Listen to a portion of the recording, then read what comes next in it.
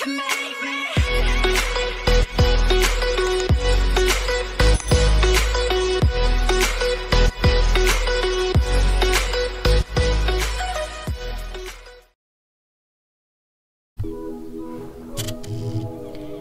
Shoe Crew! I wanted to do something a little different today. So this will be sort of a get to know me thing, and I wanted to talk about how I got started wearing heels and how long it takes to get where I am today. I've always loved heels actually. Even before I could wear them, I would go into my mother's closet and pull out her heels and look at them and dream of having my own. I was lucky that I shared the same shoe size as my mom, so at the end of high school, I wore her red pair of high heels to my grad ceremony.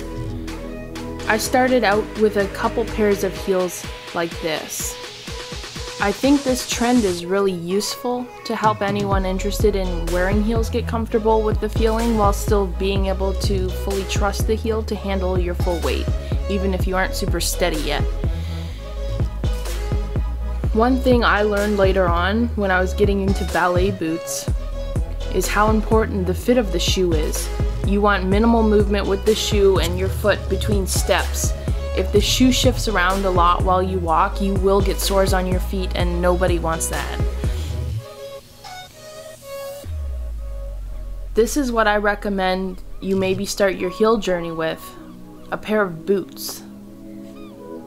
You can always wear socks with them, which should prevent most problems that come from a shoe being loose fitting, and a boot will have extra ankle support, which helps you walk confidently and comfortably. And comfort, okay, that's an interesting topic. A lot of your heel wearing will depend on how much discomfort you can handle, and you should get to know yourself because it will help you avoid damaging your feet. I actually wear a lot of flats a lot of the time. Not even the most skilled heel wearers should wear heels every single day. If you do, you risk making it painful to wear flats again because the tendons will actually shorten in your legs. So make sure you give your feet a balanced diet.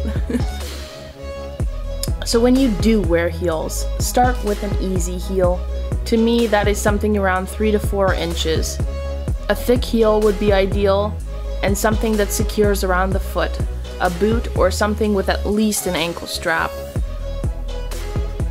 When you decide on an event to wear heels to, make sure it's something with only a small amount of required standing and walking. Some people may decide to bring a pair of flats with them to swap into. I've never done that personally, but there have been times when I wished I had for sure.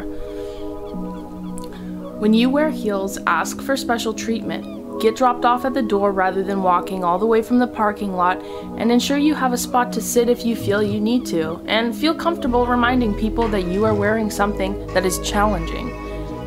Even though platform heels look very intimidating, these heels have a secret weapon. These heels have built-in comfort. A single sole heel will keep your foot at a much more extreme angle compared to a platform. Both have their own set of challenges, but platform heels are something to look forward to when you really start to realize how uncomfortable and downright painful heel wearing can be. I won't go into a lot of detail about how to properly walk in heels in this video. I know there's plenty out there, but I will go over several things. I've learned these by filming my own walk and watching it back. I would recommend watching catwalks because models have a really good sense of movement and just how to make it all look so good. First tip, smaller steps. You may feel weird about this, but smaller steps keep you a lot more steady on your feet. And tip number 2 goes with it. Take time and choose your steps. Slowing it down is actually a lot more attractive.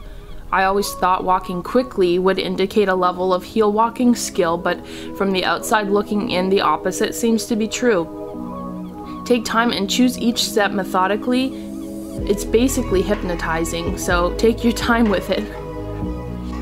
Tip number 3 is overall good posture. I recommend this: shoulders up, back, and down. That should help you with any slouching that you're used to. Good posture extends all the way down to your toes. Remember that your shoes should be touching the ground heel first and roll through the step. Pay attention to your knees. Are you bending them too much? Knees shouldn't be locked, but your legs should bend gently like a tree blows in the wind, if that makes any sense. And finally, the ankles. The body part taking the most risk here. Lock in those ankles. So if you step on a rock, the bottom half of your leg moves together as one unit, not just the ankle. Anyone can misstep and end up stumbling, but learning how to protect yourself and recover safely is important. And aftercare, because no matter what, your feet deserve it. After wearing heels to an event, I like to come home and soak my feet in Epsom salts and then moisturize. Maybe even a little foot massage if my feet are really sore. So really, it took me almost 10 years to get to where I am today. I have never just put on a pair of heels and walked around. Each heel has its own personality and its own set of challenges. Some 3-inch heels may be terribly hard to walk in, and some 6-inch heels might be a breeze. And some heels might feel like a breeze until you take them outside for a stroll. With every pair of heels, be patient and pay attention to what you feel. Is the heel unsteady? Not all heels are made the same. Are the heels loose or tight? Shoe brands will vary.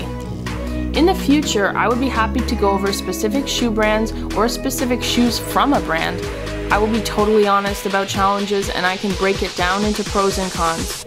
To be perfectly honest, sometimes the only pro on the list will be how gorgeous the heel is, and that reason alone can be a totally valid reason to own a pair of heels.